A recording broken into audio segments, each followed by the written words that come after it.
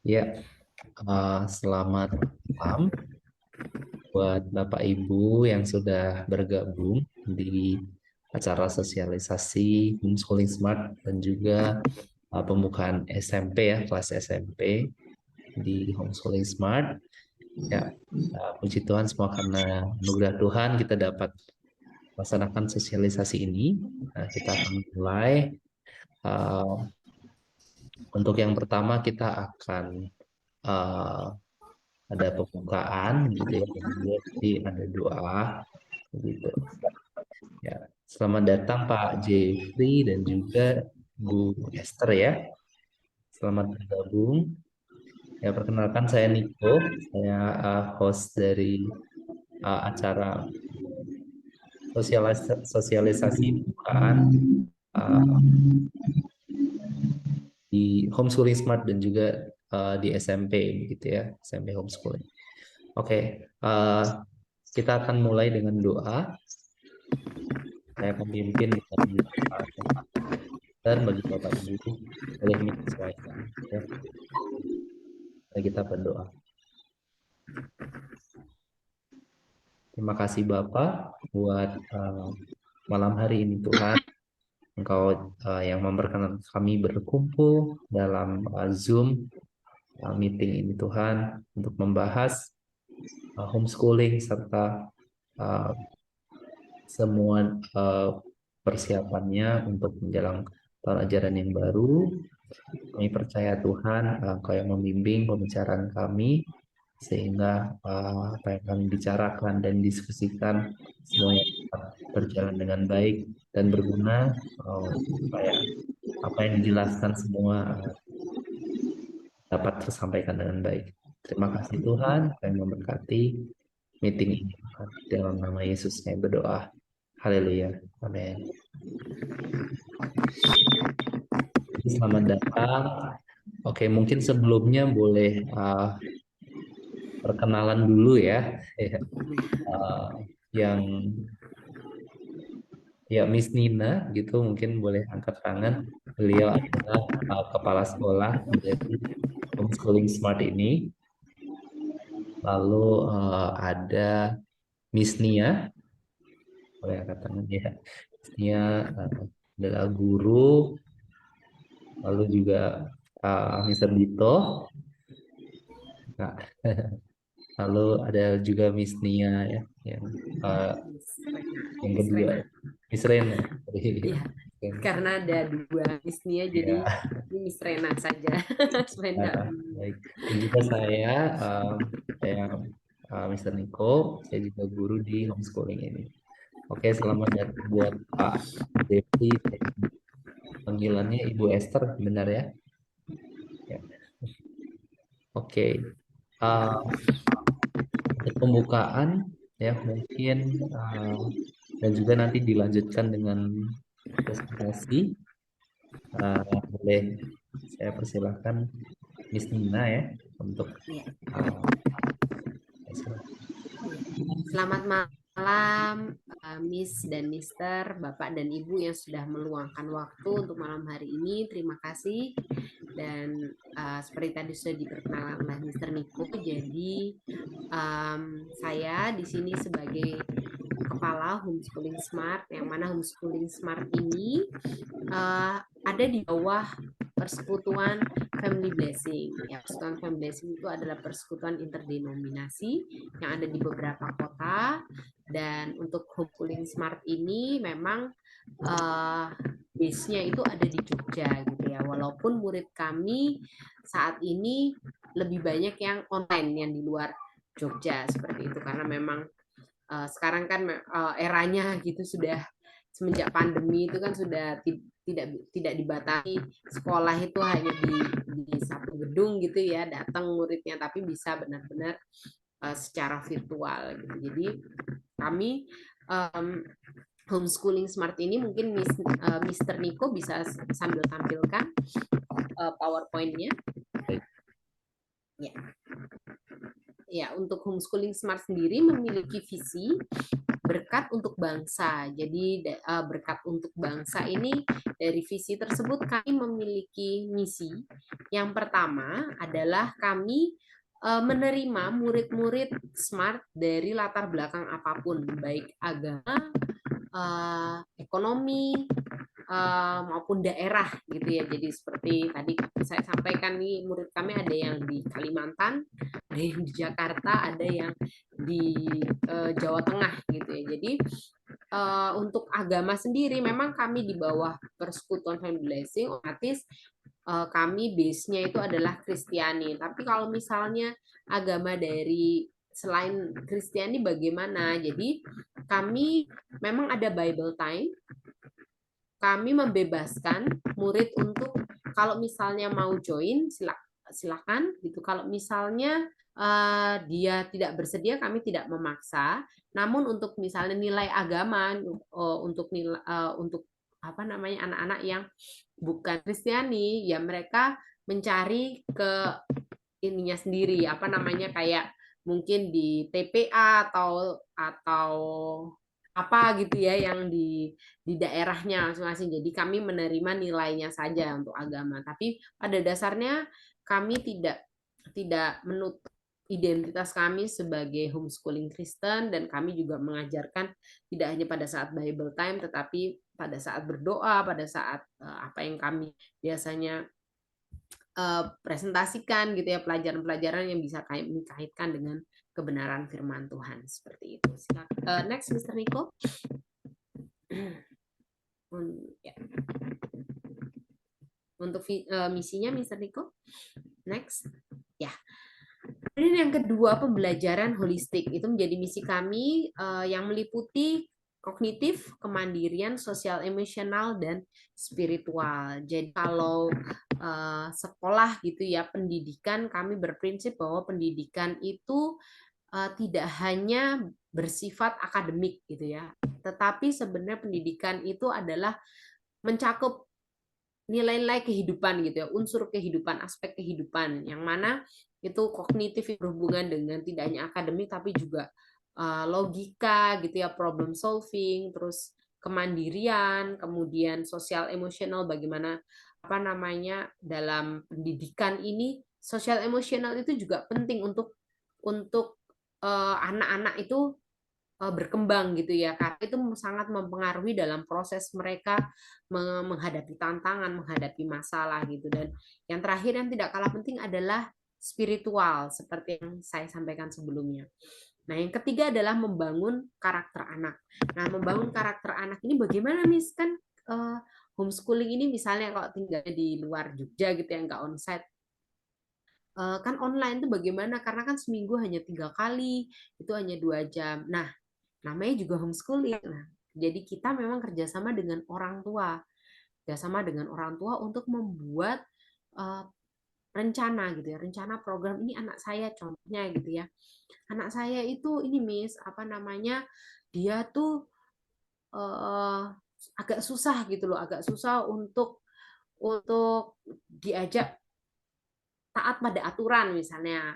Nah, dari sharing Bapak Ibu gitu kita bisa sama-sama buat coba kita melibatkan mereka untuk menyusun jadwal gitu ya, menyusun jadwal sehingga ketika memang itu bukan jadwalnya, misalnya yang gampangnya kayak orang tua tidak memperbolehkan gitu ya, tidak memperbolehkan untuk nonton nonton apa HP gitu ya, nonton video di YouTube atau TV atau HP gitu di hari-hari biasa gitu. Tapi anak-anak misalnya ada yang kayak masih susah gitu ya. Nah, ketika kita melibatkan mereka gitu untuk apa namanya membuat sendiri aturan, maksudnya membuat sendiri artinya membuat bersama gitu ya. Tapi untuk mereka itu akan secara tidak langsung itu sebenarnya akan membangun karakter mereka untuk self disiplin gitu ya, self obedience seperti itu.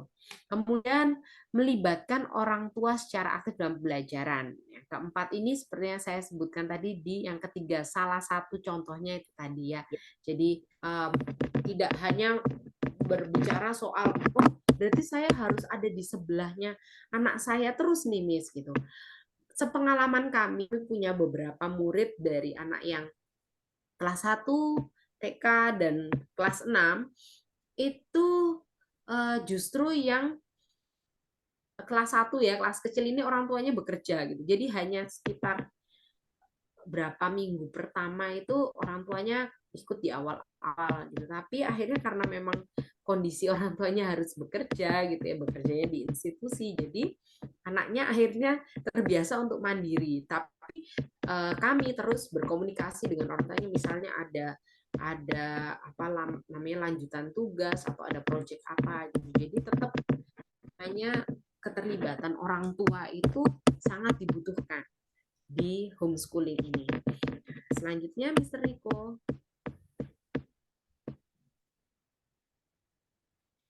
Homeschooling ya, homeschooling. Saya yakin di Indonesia ini sudah banyak sekali homeschooling gitu ya, dengan berbagai alasan gitu ya, berbagai visi gitu. Dan orang tua juga memasukkan homeschooling dengan berbagai pertimbangan gitu ya. Tetapi saya mimpikan aja homeschooling smart sendiri. Yang pertama itu bukan pindah sekolah ke rumah. Atas kami sampaikan bukan memindahkan sekolah ke rumah, karena kembali lagi ke misinya tadi. Salah satunya adalah holistik. Pindahkan sekolah ke rumah itu asosiasinya tuh kayak cuman masalah tugas, belajar gitu, apa namanya kayak KBM, kegiatan belajar mengajar aja, bukan gitu ya. Jadi itu berhubungan dengan misi yang tadi kami sampaikan. Yang kedua, akademis bukan menjadi fokus utama. Ya, ini kami garis bawahi karena begini, bukan berarti kami membatasi anak Tuhan kasih kemampuan intelektual itu dia lebih, itu dia tidak bisa belajar banyak gitu ya. Tidak. Kami maksudnya ini adalah begini, kami mau menyampaikan bahwa kalau di sekolah reguler gitu ya, ada namanya KKM. KKM itu kriteria kelulusan minimal, terus ada yang terus PTS gitu, tengah semester, PAS, pokoknya tuh yang ujian gitu. Jadi anak-anak kalau misalnya nilainya di bawah itu remedi seperti itu ya. Jadi itu bukan menjadi apa namanya sistem kami ya, karena sistem kami di homeschooling smart ini adalah kami melihat anak-anak, nanti kami akan jelaskan lebih detail, bahwa kami melihat anak-anak itu sesuai dengan kondisi dan kebutuhan sama kemampuannya dia. Di situ kami baru bisa memasukkan materi. Jadi kalau misalnya di sini belum matang, kami nggak akan istilahnya mengajari untuk hal-hal yang lebih. Kami step by step sesuai dengan anaknya itu sendiri. Tetapi bukan berarti bahwa yaudahlah, yang penting tuh diajarin, terserah deh dia mau bisanya kapan, terserah. Tidak gitu. Itulah kenapa kami butuh orang tua untuk sama-sama berdiskusi. Ini kenapa ya kok agak susah di sini? Oh, kita bantu dengan cara ini, cara itu, seperti itu ya. Nah, kemudian yang ketiga, orang tua memiliki peran yang sama besar dengan guru. Di homeschooling smart ini 50% adalah peran orang tua, 50%-nya adalah peran guru gitu. Karena dari awal saya jelaskan bahwa kita sering terlibat dalam diskusi gitu ya, komunikasi. Yang keempat, rencana pembelajaran dibuat oleh guru dengan keterlibatan orang tua, karena setiap anak itu memang berbeda-beda ya, berbeda-beda kemampuan, minatnya gitu. Jadi kita perlu gitu ya, kita perlu untuk berdiskusi dengan orang tua, misalnya dia matematikanya cepet banget nih, tapi yang bahasa misalnya kok dia agak susah. Nah, jadi orang tua pun akhirnya diajak untuk mengobservasi, mengamati anaknya gitu ya. Ini nih untuk akademisnya misalnya ya, akademisnya dia mudah kok Miss, dia kalau habis belajar gitu terus dia kerja tugas mandiri dia bisa gitu. Tapi kok dia kalau menemui kesulitan kok dia langsung kayak di luar hal akademis kok dia langsung kayak patah semangat. Nah, di situ kita bisa sama-sama diskusi gitu ya. Apa kira-kira aktivitas atau program apa yang bisa membuat dia lebih percaya diri di luar akademis gitu ya, tidak mudah kayak menyerah gitu ya. Nah, gambarannya seperti itu homeschooling smart yang kami lakukan. Next, Mr. Niko. Ya. Untuk kurikulum,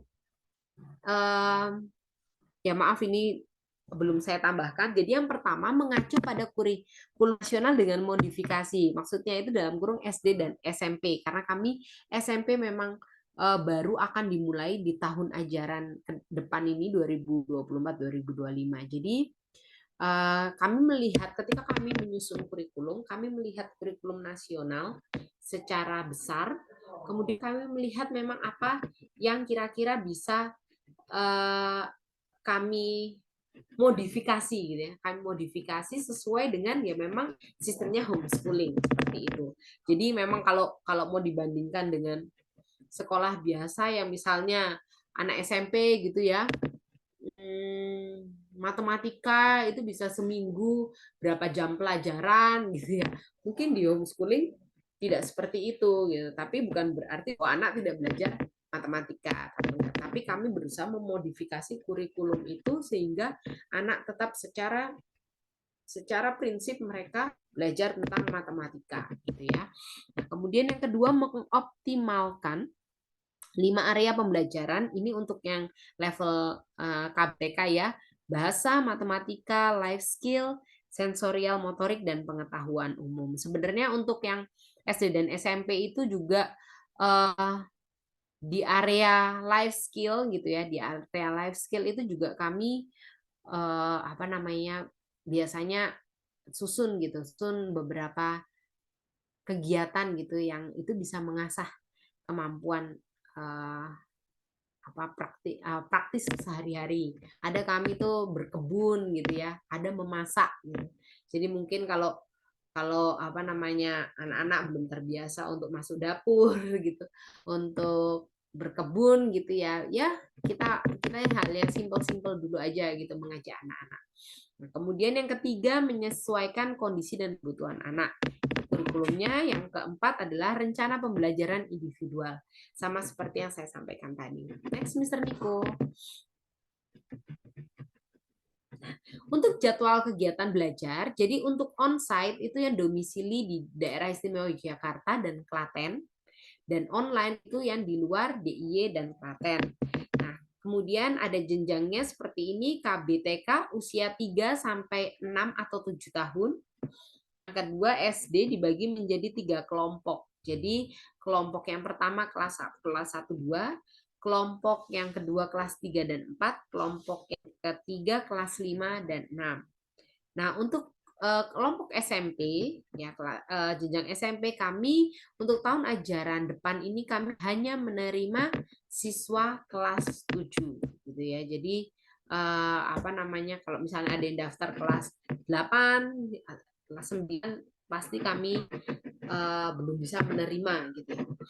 Kemudian untuk kegiatan belajar mengajar sendiri 3 kali seminggu dengan jadwal ditentukan oleh guru. Artinya ditentukan itu by discuss ya gitu ya. Jadi misalnya guru punya jadwal dengan murid ini di beberapa kelas gitu ya. Kemudian dia melihat ada yang kosong di sini gitu, nanti akan disampaikan ke anaknya. Biasanya kalau sudah ditentukan dan kemudian didiskusikan dan sama-sama sepakat itu menjadi jadwal yang fix. Tetapi bukan berarti ketika ada satu kendala gitu yang benar-benar tidak bisa tidak bisa dihindari itu tidak bisa di reschedule gitu ya. Biasanya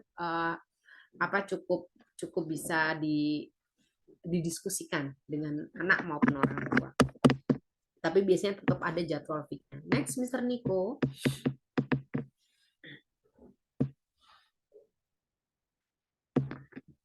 Ya. Untuk pembiayaan, jadi kami subsidi silang. Yang pertama, subsidi silang ini maksudnya seperti apa gitu ya. Jadi seperti yang kami sampaikan tadi bahwa kami menerima dari semua kalangan ekonomi. Jadi misalnya kami sudah tetapkan uang pangkal di poin B ini ya. Lalu kemudian ada yang Miss maaf saya bisanya sekian gitu ya di bawah itu, dan kemudian ada orang tua yang lain, Miss saya mau lebih, itu bagaimana? Silakan. Jadi itu sangat bisa didiskusikan untuk apa namanya subsidi silang ini, baik kurang maupun lebih gitu ya. Kemudian uang pangkal ini dibayarkan sekali selama menjadi siswa smart, biasanya di depan. Yang untuk poin selanjutnya, kalau KB itu di angka 300.000, untuk TK di angka 500.000 karena KB hanya 1 tahun, jadi kami menetapkannya 300.000. Kemudian TK itu kami proyeksikan 2 tahun ya, 500.000. Kalau kelas terusan itu KB TK dengan estimasi belajar itu 3 atau 4 tahun itu 700.000. Untuk SD tahun itu 1 juta. Kemudian untuk SMP 3 tahun 1,5 juta. Next. Untuk uang kegiatan dibayarkan setiap tahun pelajaran. KBTK 300.000, SD 400.000, SMP 500.000. Untuk SPP dibayarkan setiap bulan, untuk KB 125.000, TK 150.000, SD 175.000, SMP 225.000. Next. Nah, ini untuk legalitas ya. Jadi tadi kami sampaikan bahwa kami memang di bawah Persekutuan Family Blessing, tapi bagaimana dengan legalitasnya untuk anak sendiri? Jadi kami memilih untuk kami bekerja sama dengan salah satu PKBM di daerah yang sama dengan kami, yaitu PKBM Glondong. Ini maaf belum saya edit tingkat SD dan SMP gitu ya. Tingkat SD setara dengan paket A, SMP setara dengan paket B. Jadi bekerja sama dengan PKBM Glondong yang mana terakreditasi A di Sleman gitu ya, Sleman, Kabupaten Sleman DIY. Jadi kenapa kami memilih untuk kami tidak menjadi PKBM, karena kami melihat dan kami mempertimbangkan aspek administrasi, dalam arti begini, kalau PKBM ini kami memilih untuk PKBM itu sebenarnya sama seperti kami memilih untuk seperti sekolah gitu, lembaga non formal yang administrasinya itu tidak sedikit. Dan kami menyadari bahwa tujuan kami dari awal itu adalah langsung handling anaknya. Jadi kami sudah sampaikan kepada pengurus di PKBM ini bahwa kami ngurusin anaknya aja ya, maksudnya murid kami dalam artian yang berhubungan dengan pembelajaran, apa yang menjadi kesulitannya. Tetapi kalau untuk administrasi, untuk legalitas, semuanya hubungannya sama dinas, kami menyerahkan pada PKBM Glondong gitu ya. Jadi nanti ketika anak lulus, memang tulisannya bukan, ijazahnya itu bukan dari homeschooling smart gitu ya, tetapi dari PKBM Glondong, walaupun sekolahnya murni semuanya itu dari homeschooling smart. Karena ya kami dulu saya pernah bekerja di sekolah formal, administrasi itu sangat menyita waktu, dan kami menyadari kalau kami mengambil posisi administrasi itu, kami kekurangan waktu untuk melihat anak child by child gitu ya, kebutuhannya anak-anak ini, bagaimana kami harus menyusun program gitu. Dan ya akhirnya kami memilih untuk kami lebih handling anak aja ya, daripada untuk administrasi gitu ya. Tapi walaupun administrasinya itu ya sudah pasti terdokumentasi dengan baik di PKBM Glondong.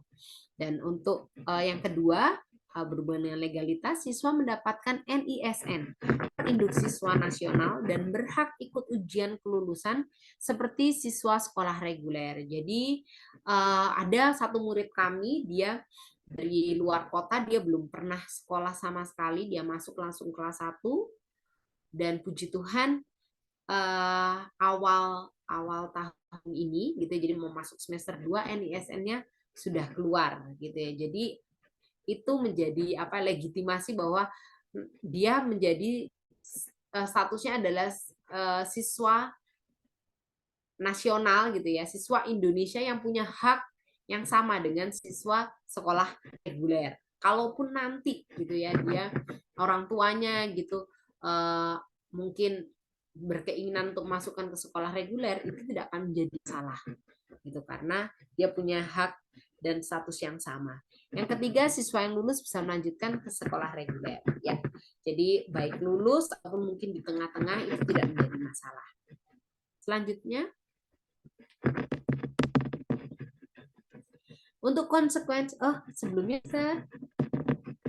ya, untuk konsekuensi pembiayaan. Jadi berkaitan dengan tadi legalitas kami bekerja sama dengan PKBM Glondong, jadi ada biaya tahunan gitu untuk jenjang SD itu 1 juta. Jadi kita menyerahkan nominal segini itu ke PKBM-nya gitu ya, ke PKBM untuk mereka mengurusi legalitasnya siswa di homeschooling smart ini.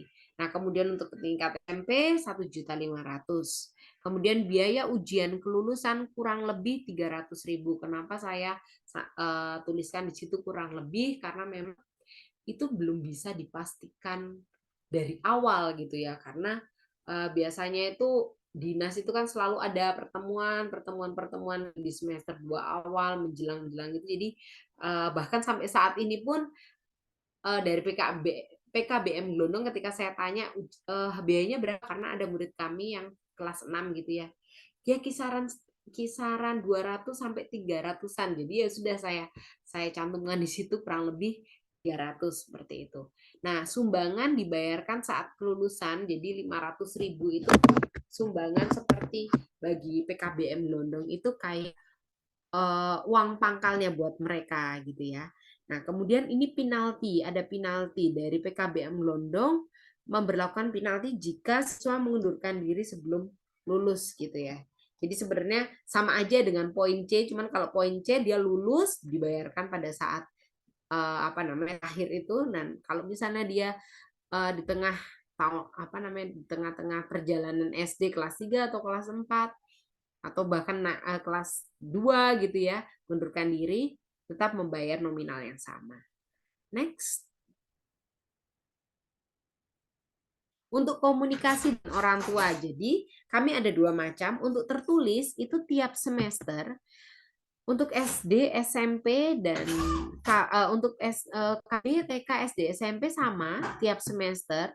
Tapi khusus untuk SD dan SMP ada 2 macam. 2 macam ini apa? Jadi kami homeschooling smart, kami punya format report sendiri. Dan kemudian dari report yang siswa nasional gitu ya, dari KBM, mereka akan mengeluarkan raport juga. Tetapi bagaimana penilaian dari PKBM Glondong?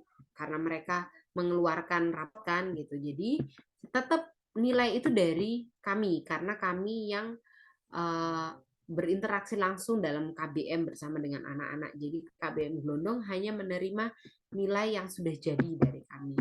Nah, kemudian untuk lisannya, jadi kami membuka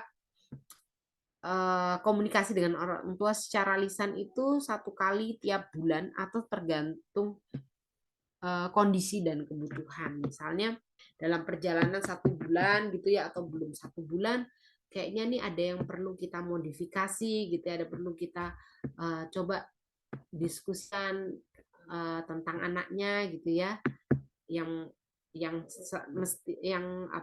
pasti ini berkaitan ya dengan bagaimana KBM itu berlangsung gitu ya, dengan kebiasaan-kebiasaannya gitu ya, tidak hanya melulu soal akademis.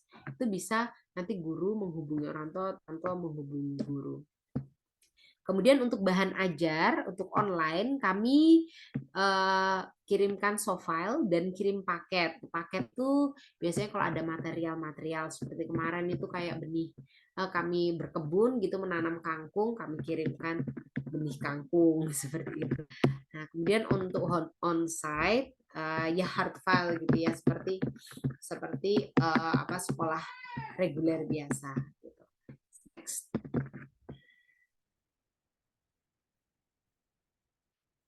Untuk kegiatan insidentil ada 2. Next, Mr. Niko. Untuk event ada Hari Kemerdekaan Indonesia dan kemudian tutup tahun pelajaran. Kemudian yang kedua outing. Outing itu 2 kali dalam tahun pelajaran. Miss, kalau online gimana outingnya gitu kan.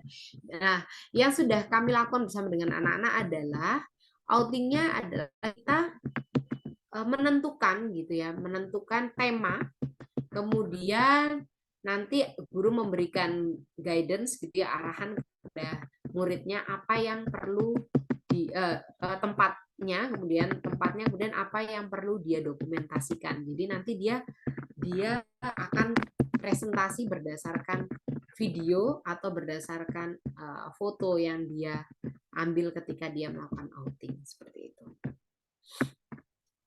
Next.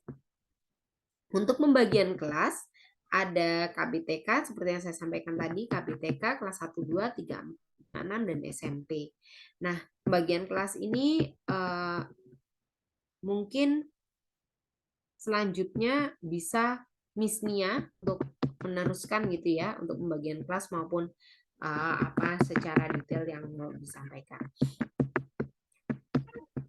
Oke, baik, terima kasih Miss Nina. Baik, saya akan melanjutkan untuk pembagian kelas. Jadi di sini seperti yang tadi disampaikan sama Miss Nina, ya dari KBTK kelas 1 sampai kelas 2 untuk SD, ada kelompok kelas 3, 4, dan juga kelompok kelas 5. Dan untuk SMP, kelas 7 saja untuk tahun ajaran ini. Jadi, kenapa harus ada pembagian kelas seperti ini? Gitu. Yang pertama, kita tetap mengajarkan materi pelajaran sesuai dengan kebutuhan dan kemampuan siswa. Jadi, meskipun juga di kelasnya ada kelompok kelas 1, 2, kelompok kelas 3, 4, kelompok kelas 5, 6, begitu, tapi untuk materi pembelajarannya tetap kita akan sampaikan, kita akan berikan sesuai dengan kebutuhan dan kemampuan siswa. Nah, ya. Dan yang kedua adalah membuat rencana pembelajaran individual. Jadi tetap masing-masing tetap akan membuat rencana pembelajaran individu yang berbeda satu siswa dengan siswa yang lain. Gitu. Dan juga setiap kelompok kelas ini terdiri maksimal hanya 5 siswa, baik online maupun onsite, supaya kami benar-benar dapat memfasilitasi siswa dengan sesuai dengan kebutuhan mereka. Nah, untuk mata pelajarannya, mata pelajaran utama di SD ini ada IPA, IPS dan PKN, ada matematika dan bahasa Indonesia. Sedangkan untuk muatan lokalnya ada olahraga, bahasa Inggris, seni budaya dan keterampilan, agama, karena kembali lagi kita di bawah naungan Family Blessing, jadi agamanya kita akan seperti yang tadi sudah disampaikan sama Miss Nina, bahwa kita ada Bible time, ya, jadi tetap mengajarkan nilai-nilai Kristiani dan juga ada kegiatan ibadah bersama, dan pengetahuan umum dan sains ini untuk kelompok kelas 1 dan kelas 2. Karena kelas 1 dan kelas 2 mereka belum mendapatkan IPA dan IPS. Jadi kita memfasilitasi dengan muatan lokal, mata pelajaran dari muatan lokal yaitu pengetahuan umum dan sains. Untuk selanjutnya, nah di sini karena tadi kembali lagi yang sudah disampaikan sama Miss Nina bahwa homeschooling ini sangat kita bekerja sama ya dari guru dan juga orang tua. Nah, harapan kami ketika siswa sudah belajar di homeschooling begitu tadi tidak memindahkan sekolah di rumah gitu ya. Harapan kami adalah siswa ini bisa menjadi pembelajar yang mandiri. Pada akhirnya mereka memiliki inisiatif, motivasi intrinsik untuk belajar secara mandiri, untuk dapat beradaptasi dengan lingkungan yang nanti akan mereka hadapi di kemudian hari.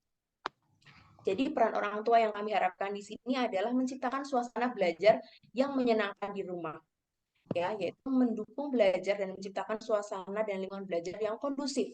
Jadi dengan cara mengaplikasikan pelajaran dalam kehidupan sehari-hari.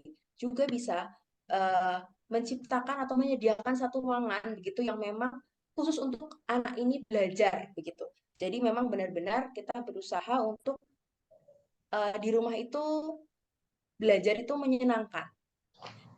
Jadi bukan berarti orang tua mengintervensi gitu, tapi kita mendukung anak untuk belajar secara mandiri. Yang kedua sebagai sumber belajar, seperti tadi sebagai sumber belajar dan fasilitator dalam belajar, bukan mendikte, bukan diktator dalam belajar, tapi menjadi sumber belajar, menjadi teman diskusi anak dalam belajar, menjadi fasilitator dalam anak untuk belajar, seperti itu. Dan yang ketiga, bersama guru membuat rencana pembelajaran, seperti yang tadi ya, membuat rencana pembelajaran. Kira-kira siswa ini butuh apa, begitu. Dan kita akan menguatkan di bagian yang mana. Maka dari itu kita butuh komunikasi antara orang tua dan guru, begitu, untuk mengembangkan, menguatkan karakteristik dan kemampuan siswa. Dan yang keempat, mendampingi anak membuat portofolio di akhir semester, presentasi, dan membuat rencana pencapaian di semester selanjutnya. Ini kita sudah menerapkan di semester yang kemarin.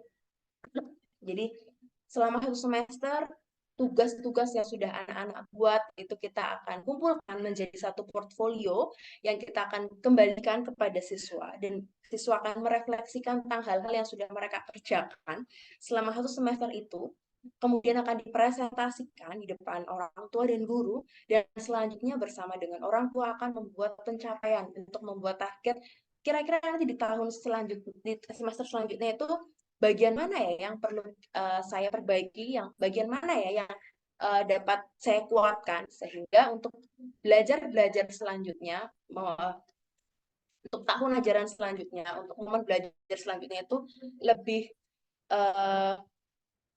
lebih maksimal lagi, seperti itu. Ya, seperti itu untuk yang bagian SD. Selanjutnya nanti dilanjutkan lagi. Saya kembalikan lagi ke Miss Nina. Unmute dulu.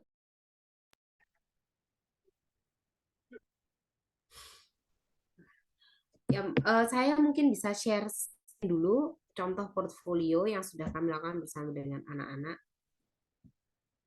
Ini salah satu contoh murid kami kelas 1.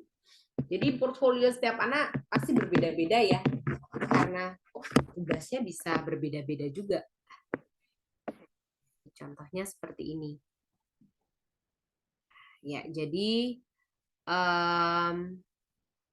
ada space karena anak-anak nanti bisa menulis gitu. Menulis mereka itu belajar apa dari gambar itu, dan kemudian menulis lesson learn-nya. Jadi bukan hanya seperti misalnya ini di sini tentang aturan gitu ya, kalau yang di kanan itu aturan gitu ya, aturan di tempat umum gitu, belajar tentang aturan gitu. Tapi lesson learn-nya adalah misalnya dia akhirnya jadi tahu di tempat umum itu ada peraturan-peraturan misalnya yang berguna untuk supaya tempat umum itu tetap bersih gitu ya, kayak tidak membuang sampah sembarangan. Jadi lebih ke lesson learn-nya itu yang sebenarnya berhubungan dengan bagaimana mereka melihat itu tuh berlaku secara umum gitu ya, berlaku secara umum, kemudian atau itu refleksi dari diri mereka. Contohnya juga kayak cooking gitu ya, ada cooking waktu itu bikin sate buah gitu, anak-anak motong pakai pisau gitu kan. Nah, lesson learn-nya adalah berhati-hati gitu ya, berhati-hati memegang pisau gitu, terus habis itu belajar mengupas gitu. Jadi biar anak belajar juga untuk merefleksikan ketika mereka mengerjakan tugas ini, apa sih yang mereka pelajari, bukan hanya sekedar oh saya bisa menuntaskan tugas ini, tidak. Itu untuk contoh portfolionya. Kemudian selanjutnya saya akan share tentang SMP. Minta tolong Mr. Niko.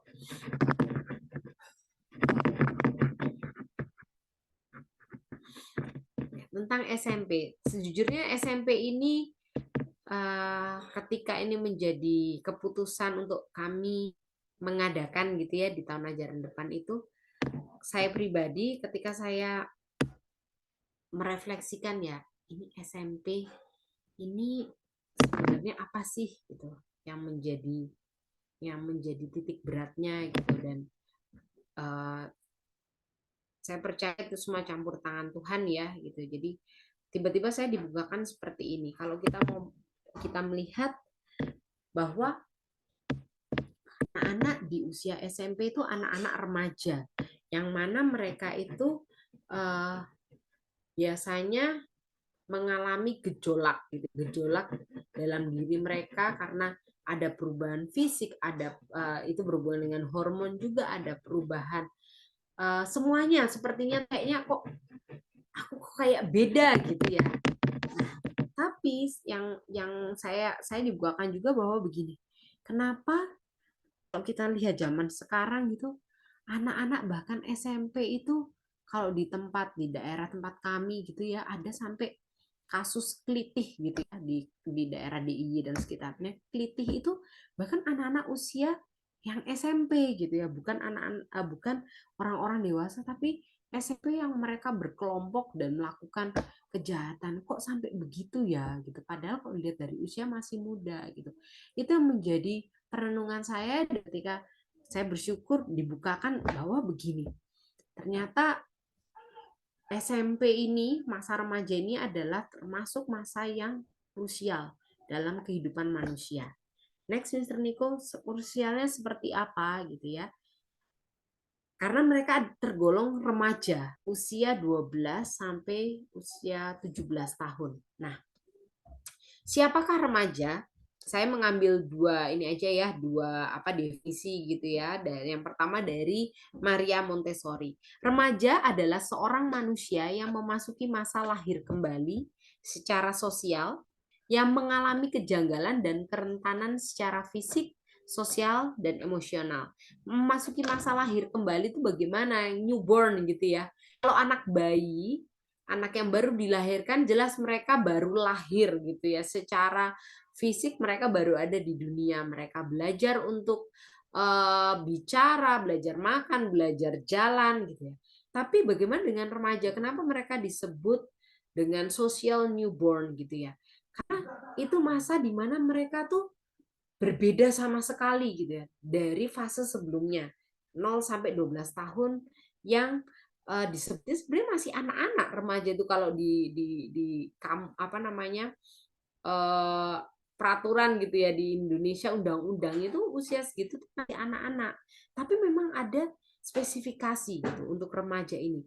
Masa lahir kembali secara sosial yang mengalami kejanggalan dan kerentanan secara fisik, sosial, dan emosional, itu yang menyebabkan mereka seperti kayak ada sesuatu yang baru, ada sesuatu yang mereka nggak kenali dalam diri mereka, ada sesuatu yang hilang, pokoknya tuh kayak nggak stabil, kayak bingung sendiri dengan dirinya, dan itu memang semua manusia mengalami.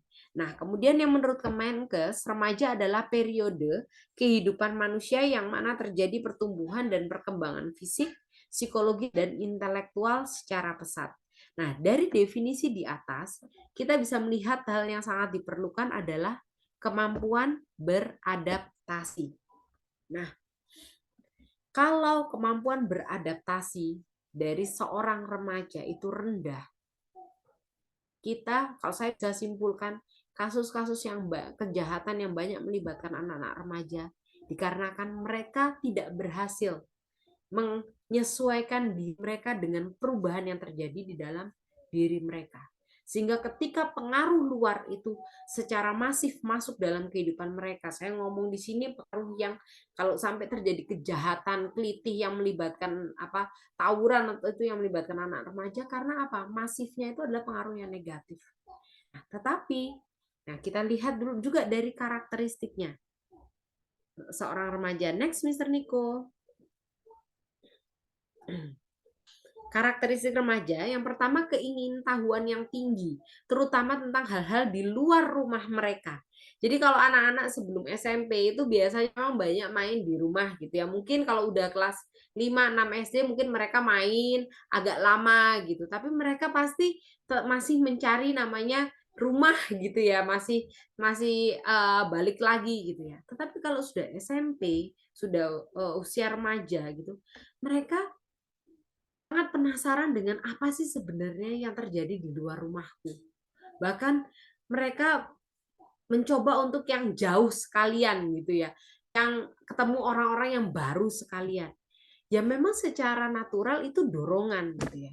Tetapi kita akan bisa melihat bahwa hal-hal yang memang sebenarnya natural itu bisa kok tetap tidak membuat mereka tanda kutip hilang. Hilang yang seperti yang saya sampaikan tadi.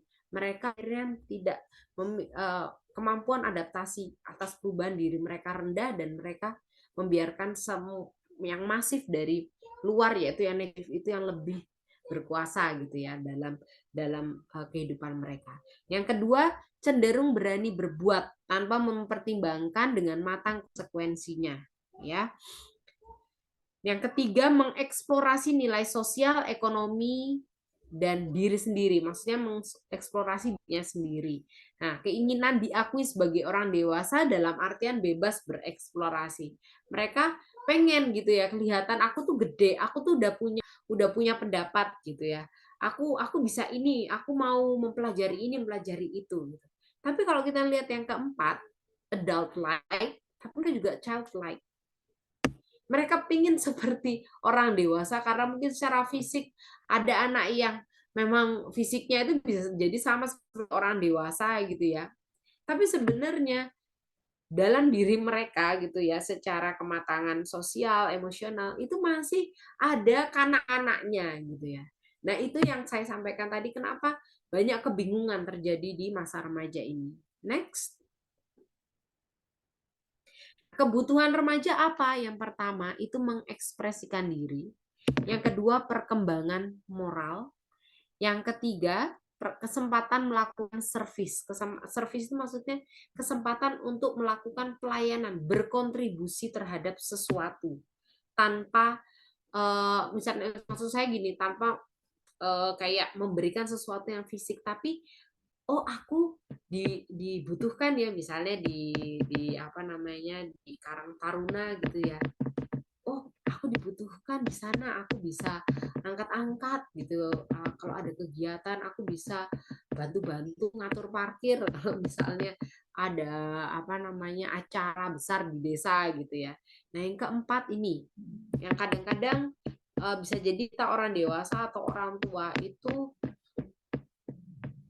sadar atau tidak sadar itu mengurangi porsi ini padahal sebenarnya masih perlindungan. Remaja masih butuh perlindungan. Remaja karena kenapa? Karena masih ada sisi dari mereka yang tadi saya sampaikan itu bahwa mereka itu ada childlike-nya. Mereka masih butuh melihat bahwa orang tuaku itu melindungi aku. Jadi kenapa kalau kita lihat ya itu sekali lagi saya ngomong karena memang dampaknya itu memang sebab akibatnya itu langsung terjadi kenakalan remaja itu ya karena apa? Orang tua merasa anakku wis gede kok, anakku sudah besar, dah bisa kok dia naik kendaraan umum sendiri bisa, tapi ternyata mengurangi perlindungan itu biasanya diiringi dengan mengurangi pengawasan. Nah, yang kelima adalah kepercayaan diri.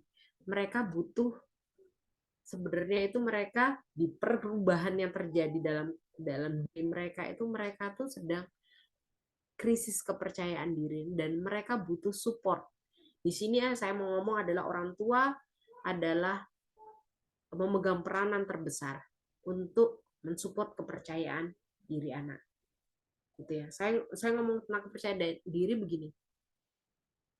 Ketika mereka tidak mendapat support untuk mereka percaya diri, pasti mereka butuh diakui. Dan baik kalau mereka butuh pengakuan, mereka butuh diakui itu mereka mencari di luar.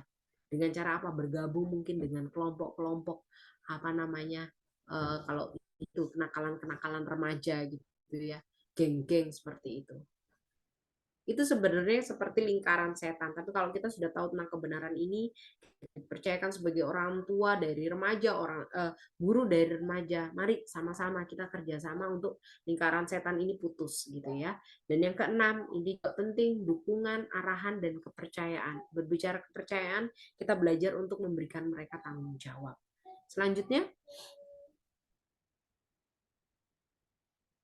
next ya. Oke. Untuk mata pelajaran di sini ada seperti SD ya, mata pelajarannya IPA, IPS, dan PKN.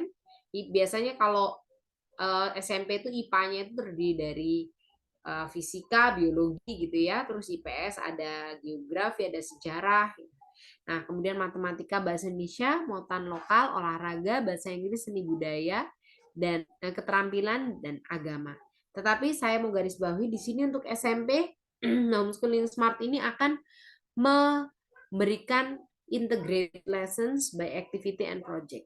Jadi seperti kita lihat di karakteristik dan kebutuhan remaja tadi, itu yang melatar belakangi kita harus membuat something yang membuat anak-anak itu mereka punya ruang untuk mengeksplor, mereka punya kesempatan untuk mereka memberikan kontribusi di luar rumah gitu, untuk orang, melayani orang. Oh, ternyata aku bisa membantu ya, ternyata aku berguna juga ya ketika aku tuh bergabung misalnya dengan kelompok apa misalnya youth gereja atau mungkin Karang Taruna di daerahnya seperti itu. Jadi nanti pelajaran-pelajaran ini bukan hanya sekedar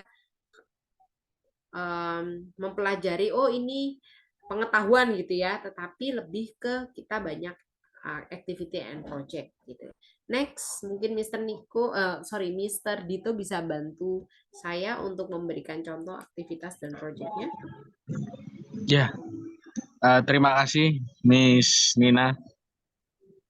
Salah satu contoh aktivitas dan proyek yang bisa dilakukan selama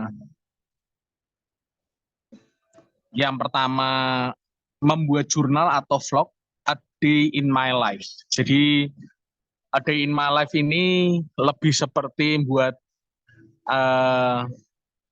jurnal tertulis tapi secara video untuk mencatat pengeluaran pemasukan sehari-hari, mencatat kegiatan mereka sehari-hari, sehingga hal itu bisa melatih kemampuan ekonomi, kemampuan matematika mereka, kemampuan analisis mereka, karena mereka nanti akan bercerita tentang kejadian-kejadian yang mereka alami sehari-hari, sekaligus menceritakan itu dari sudut pandang orang pertama.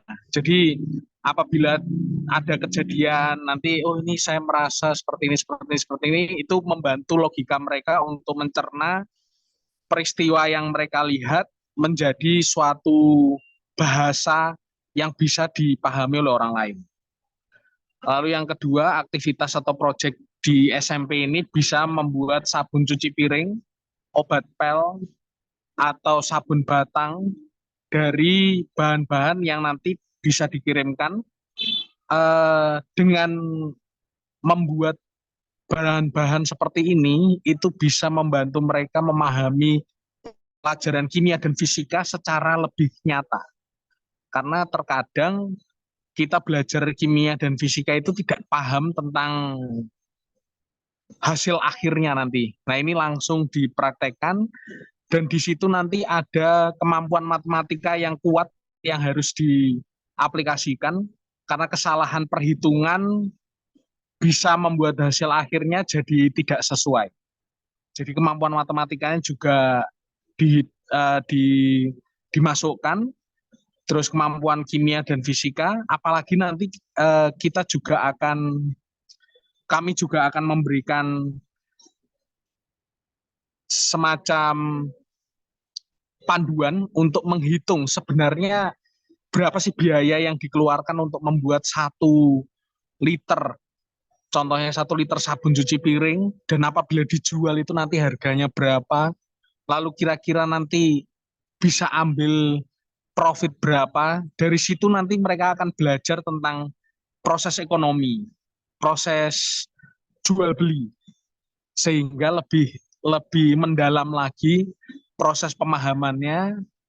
Terus mereka juga bisa melayani di panti asuhan atau lembaga sosial lainnya seperti yang disampaikan oleh Miss Nina, bahwa salah satu ciri dari anak SMP adalah keinginan mereka untuk bisa diakui, keinginan mereka untuk terlibat dalam society, sehingga itu salah satu yang bisa kita lakukan. Oke, bisa itu.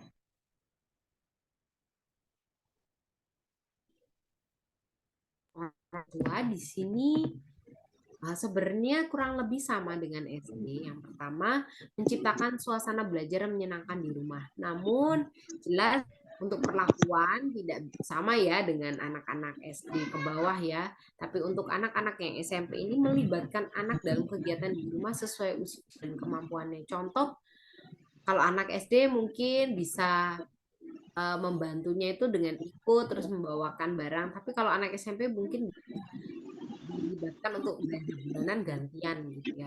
Gantian dia tahu biasanya belanja ini itu dia harus menghitung, harus mencukupkan uang yang dibawa dengan apa namanya, dengan apa yang harus dibeli gitu ya. Kemudian memasak, bisa itu dia terlibat untuk menyusun menu seperti itu. Jadi saya membayangkan walaupun anak saya masih kecil ya, masih balita gitu ya. Saya membayangkan kalau saya dulu sebagai remaja gitu ya, terus punya lingkungan yang seperti ini mungkin akan menyenangkan gitu ya. Karena bondingnya itu akan kuat gitu ya. Walaupun orang tua saya pun juga punya cara lain, tetapi kalau dengan homeschooling dengan aktivitas seperti ini, saya yakin saya waktu itu bisa lebih merasa sekolah itu menyenangkan, belajar fisika itu menyenangkan, belajar matematika itu menyenangkan gitu ya. Karena kalau saya sharing sedikit ya, mungkin waktu saya SMP dulu tuh saya hanya berpikiran bagaimana saya mendapatkan nilai yang baik itu saja gitu ya. Jadi sekolah hanya untuk yang penting tuh nilainya baik gitu. Saya tahu ini naik kelas nilainya baik seperti itu. Tapi ternyata ya puji Tuhan gitu ya, ketika saya jadi orang tua saya dibukakan hal-hal yang seperti ini. Yang kedua, sumber belajar. Seperti yang tadi SD disampaikan oleh Miss Nia, menjadi salah satu sumber belajar anak di rumah gitu ya. Jadi bukan untuk mendikte anak-anak bahwa kamu ini, tetapi terbuka untuk berdiskusi dengan anak-anak. Selanjutnya, Mr. Niko. Bersama guru membuat rencana pelajaran sama dengan yang tadi. Yang keempat, mensupervisi anak membuat portfolio. Jadi kalau tadi mendampingi anak, yang keempat ini lebih ke mensupervisi gitu ya. Jadi agak mengambil jarak gitu ya dengan anak ketika anak membuat refleksi dari portfolionya. Next, Mr. Niko.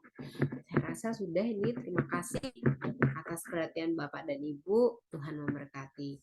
Mungkin kalau ada pertanyaan, silakan. Atau mungkin dari Mister sendiri, kita bisa saling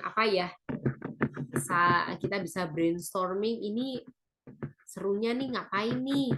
Kalau misalnya nanti SMP, terus atau mungkin yang SD atau TK, KBTK, karena kita 1 tahun pelajaran ini kita sudah masuki semester yang kedua, kita punya beberapa cerita bersama dengan anak-anak.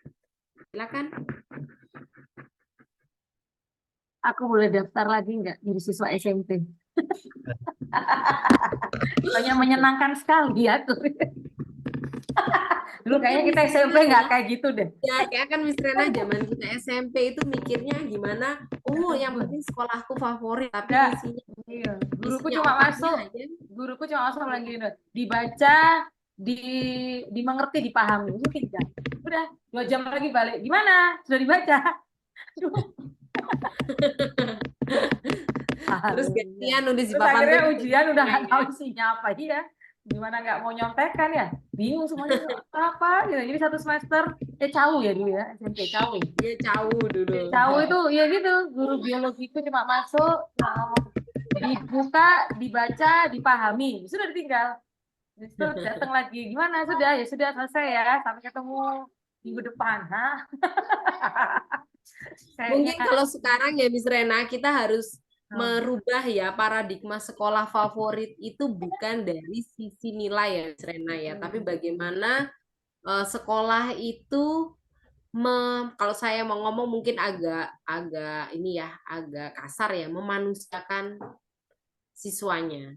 Artinya tuh sekolah favorit bukan untuk membuat siswa menjadi objek yang akhirnya mendongkrak sekolah menjadi favorit dalam arti nilai, tapi favorit karena apa? Karena gurunya itu bisa have fun sama anak-anaknya, gurunya tuh bisa ngajak anak-anaknya tuh lebih berpikir tidak hanya soal pelajaran, tetapi bagaimana sehari-hari itu pelajaran itu bisa mereka gunakan gitu, bahkan ketika mereka sudah tidak ada di jenjang sekolah itu. Mungkin itu paradigma yang kita sama-sama perlu rubah ya tentang sekolah favorit. Bener nggak sih, Mister Mister Niko dan Miss Nia? Bang, itu kayaknya yang sangat diperlukan ya, apalagi di era-era sekarang ini.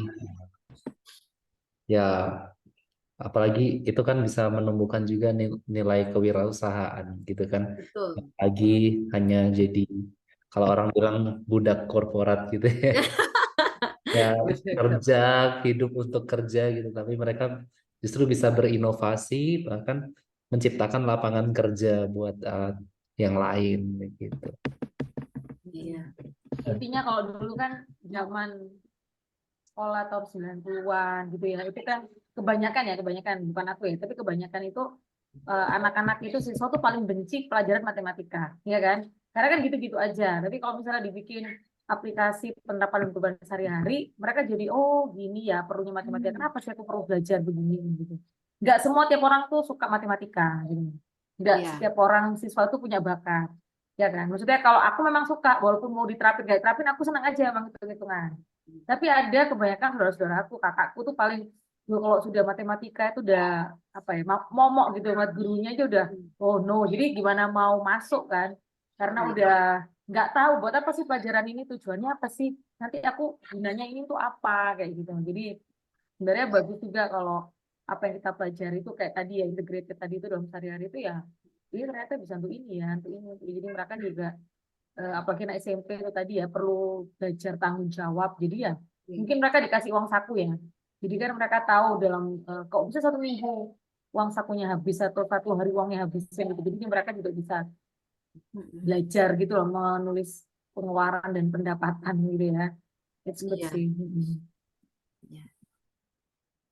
Gitu. Mungkin Mister Ardito, Miss Nia mungkin.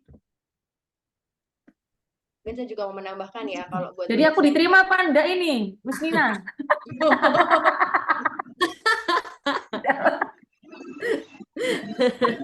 Jadi aku nanti murid yang ini ya, paling tua. Dulu ya nanti. Tua paling tua. Silakan Miss Nia. Ya, kan juga kalau di SMP ini anak-anak juga mulai mengenal bersosialisasi lebih ke masyarakat luar begitu. Jadi kita juga sebagai guru bisa menjadi salah satu menjadi teman untuk bercerita begitu. Itu akan sangat menyenangkan sekali sih begitu. Karena ya berdasarkan pengalaman saya begitu, ketika saya mengajar anak-anak SMP itu mereka udah mulai tumbuh rasa udah mulai pubertas gitu, jadi ada rasa saling tertarik sama lawan jenis kayak gitu. Nah di situ bagaimana kita bisa menjadi, mungkin mereka sungkan atau takut dimarahin kalau cerita sama orang tua gitu, tapi bagaimana kita bisa menciptakan itu kondisi yang nyaman sehingga mereka bisa cerita sama kita gitu, sebagai teman gitu, dan kita bisa memasukkan nilai-nilai untuk bisa menjaga mereka itu. Atmosfer yang seperti itu sangat menyenangkan sekali gitu kalau kita bisa bangun di SMP ini. Iya. Betul. Mr. Ardito? Ya, kalau dari saya sih memang harus dibuat program yang lebih memudahkan memahami matematika mungkin ya. Jadi di SMP di SMP ini kan matematikanya harus dibuat lebih mendasar ke kebutuhan sehari-hari. Makanya salah satu program untuk mempelajari ekonomi tapi dari sudut pandang matematika, mempelajari matematika dari sudut pandang ekonomi itu lebih masuk akal sebenarnya.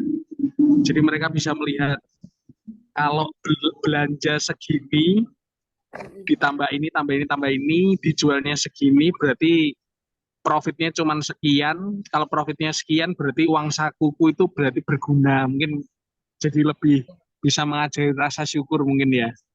Jadi menghasilkan uang 10.000 itu nggak gampang. Maksudnya tujuannya nanti bisa yang lebih jauhnya nanti ke sana. Tapi secara umum kan matematika dan fisika itu gimana caranya biar itu lebih jelas wujud aslinya.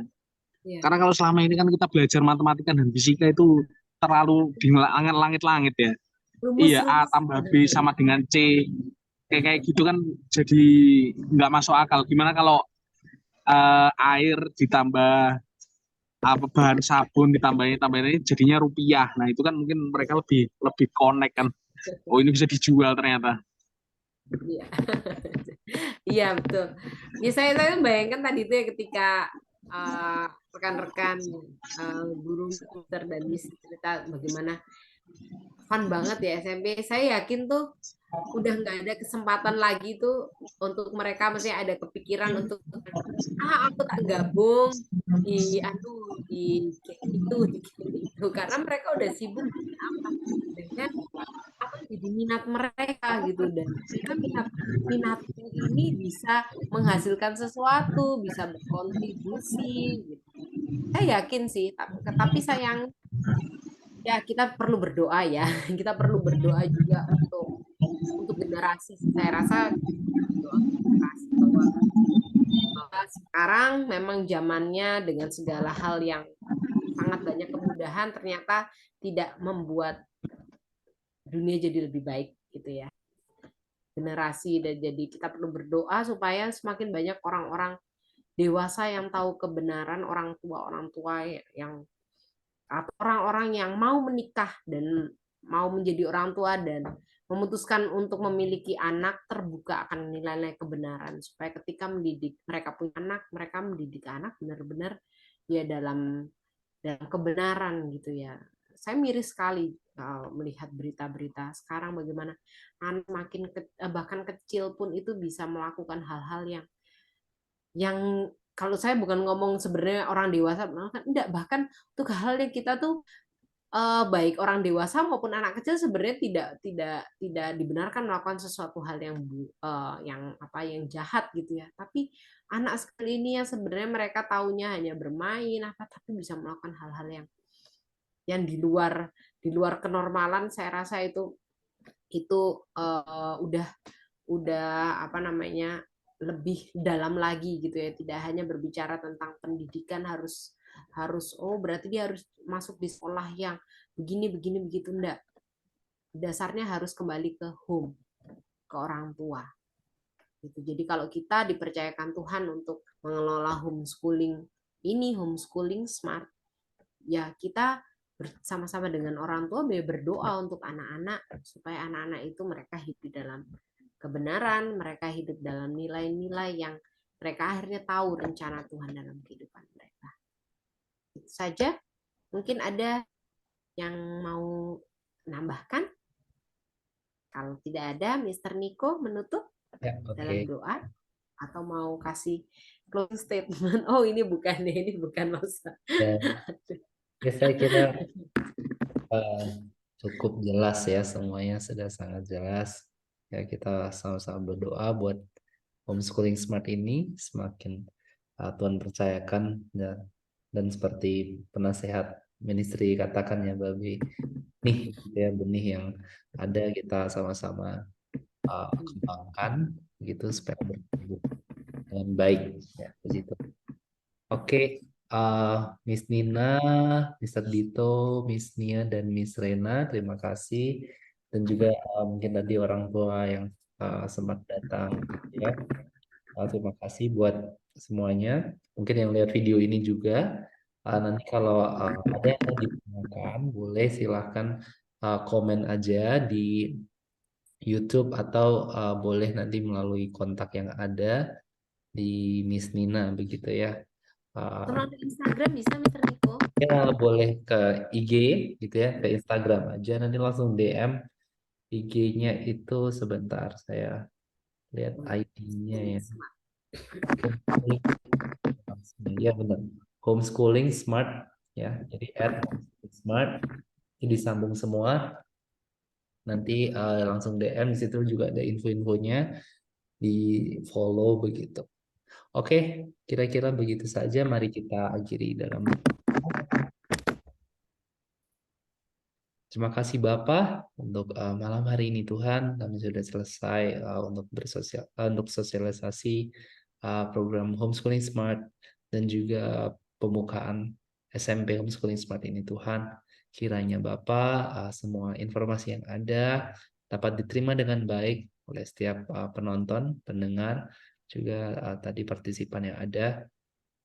Berkati kami dalam membimbing anak-anak lebih lagi Tuhan untuk takut akan Engkau dan juga Tuhan menerima hikmat yang daripadamu. Terima kasih Bapa, kami percaya Smart Tuhan sungguh-sungguh tergenapi visinya Tuhan yakni menjadi berkat untuk bangsa. Terima kasih Bapa, yang dalam nama Yesus kami berdoa. Haleluya. Amin. Oke, terima kasih Terima semuanya. Mr. dan Miss, God bless you. God bless you. Kati.